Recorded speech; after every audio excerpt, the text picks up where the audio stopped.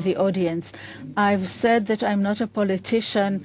I am not supposed to deal with politics, but the eternal capital of the people of Israel is Jerusalem, and I believe as a religious person and as a rabbi in Israel that whoever says to the people clear-cut things, unambiguous statements, whoever is going to preserve the integrity of Jerusalem, his kingdom and his government is going to be integral as well.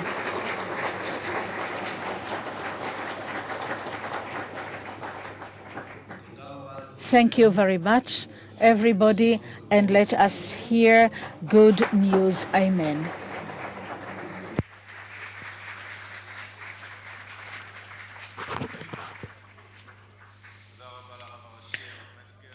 Thank you, Rabbi Metzger. I would now like to call upon former Prime Minister and head of the Likud party, Mr. Benjamin Netanyahu.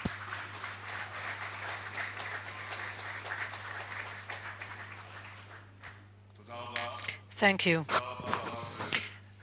I would like to thank Chief Rabbi Metzger. I enjoyed hearing what you just said.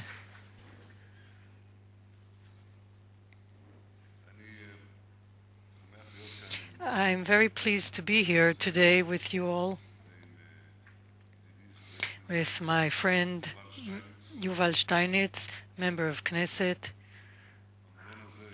Here in this hotel, there are peaks of joy and sadness just a few floors above us. A few years ago, a few floors above us,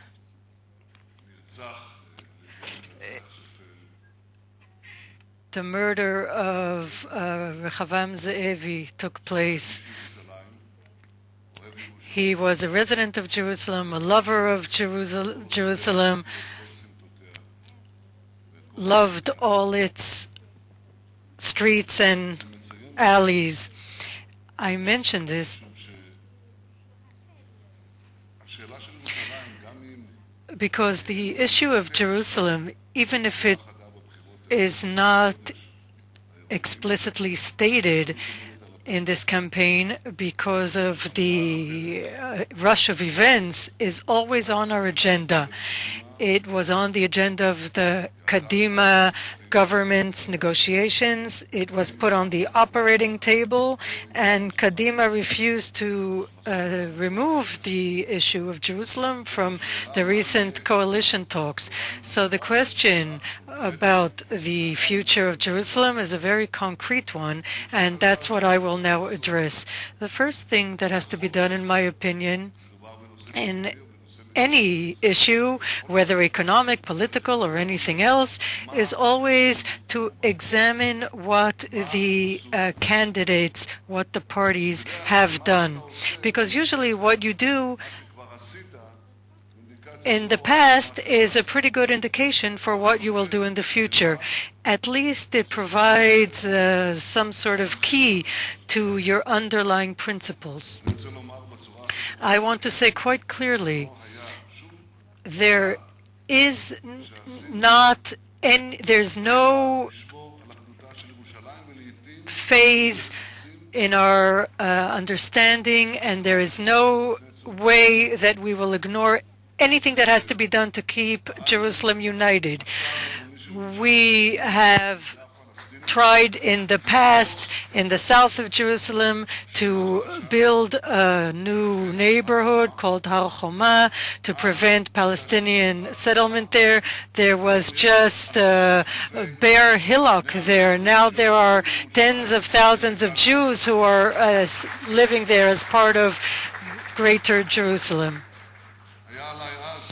In the past, as Prime Minister, a lot of pressure was exerted upon me to prevent that neighborhood being built. If we had given in to pressures of that sort in the past, I don't think we'd ever have done anything, and Jerusalem itself would just be shrinking and shrinking, and ultimately would just suffocate.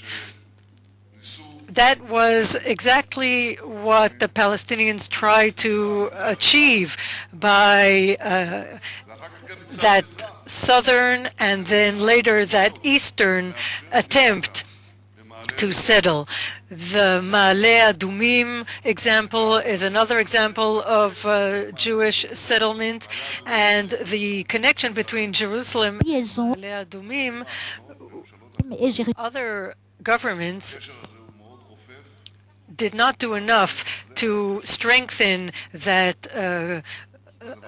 connection between Jerusalem and Ma'ale Adumim, and we have to do more to strengthen that road. Another thing, there's a Jewish neighborhood built adjacent to the Mount of Olives. It incurred a lot of opposition, but it's right there. You can go visit it. You can go see it. Jews live there right by the Kotel, and that's exactly how it should be. Another point, there was there were incessant attempts on the part of the Palestinians to try to undermine our sovereignty in Jerusalem. They introduced offices of the Palestinian Authority in Jerusalem. We closed them down one by one. A few functions or offices were left, mainly the Orient House, which is a symbol for them. And in the past, I ordered that the Orient House be closed. Unfortunately, at the time, the Supreme Court prevented that, but nobody doubted that I would have closed down the Orient House, and afterwards it was done. What we tried to do constantly was to close down the offices and the various functions of the Palestinian Authority. The next point, they tried to do something else to state their sovereignty. They tried to hold a census in Jerusalem, and we were surprised to discover when we tried to oppose it that there was a legal loophole against preventing a foreign entity from holding a census in Jerusalem. I instructed members of Knesset to pass legislation, the 3 phases, all in one day, enabling us to legally block that census, the Palestinian census, and that's what we did. In a single day, we legislated a law preventing this census.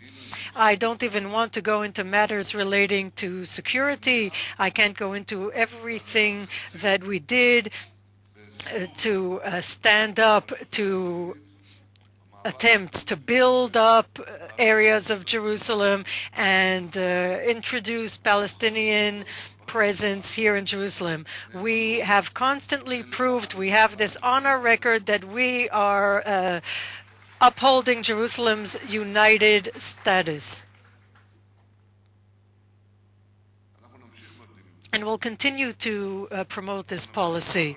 We'll persevere despite the fact that there is now a trend calling for the division of Jerusalem. This is called for not only by our political opponents, but by people who supposedly agree with our politics. They explain this first of all, by saying that we need to separate certain areas from Jerusalem because of its demographic makeup, or they say that we'll never achieve peace without dividing Jerusalem. But everyone knows what will happen if we are no longer present in certain areas of Jerusalem. If we move out, someone else will move in. And it's the Hamas we're talking about who will move in. And if the Hamas move in, Iran comes along with them. And that means that right here, right near a meter or two away from this hotel, a meter away, it will have an Iranian base. What is the meaning of an Iranian terror base right near this hotel? I think we all understand that. I hope that we all understand. And there are so many examples that harshly showed us what the prices that we pay in the lives of our civilians, the security of our children's lives. And you really have to be totally blind to talk and say that here in the very heart of Jerusalem, we will move out, divide the city, and let our most bitter enemies a foothold, and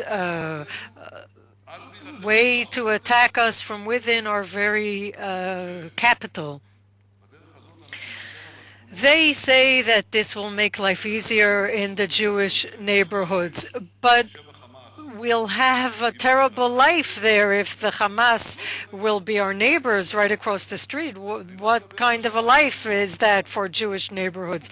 I'm not even talking about what we have to do in the other territories west of the Jordan. We have a big problem there. The IDF moves out, the Hamas moves in. But within Jerusalem, within the city of Jerusalem, to introduce this terrible situation, we've been there. We've seen what happens.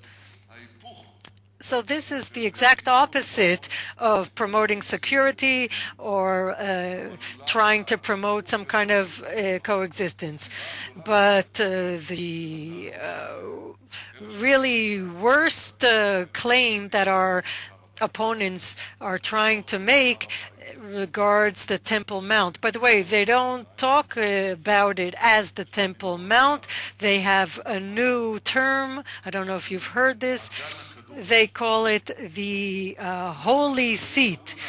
It used to be called the Temple Mount, and it is the Temple Mount. This is where the temple was established, and you know who built the temple. And all of a sudden, this is now the holy site in order to blur the historical link binding this place to the Jewish people. But we don't want to blur this link. We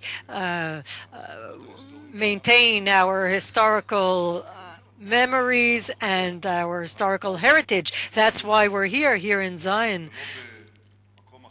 That's why we're here and not somewhere else in some other city or country. It's precisely because of our strong tie to Israel and to the city of Zion. Herzl talked about the Jewish revival, and he called this revival Zionism because of Zion, Jerusalem. And in the center of Jerusalem is the Temple Mount.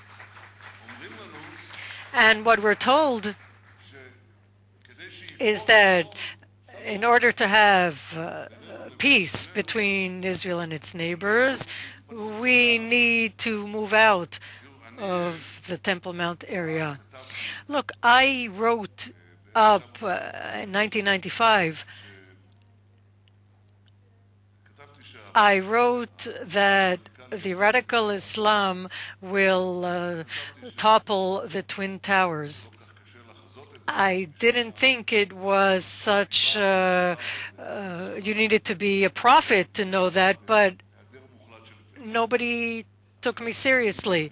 After the terrible September 11th attacks, people, a few years later, people took it more seriously and changed their attitude. Why did I write that in the first place? I asked myself,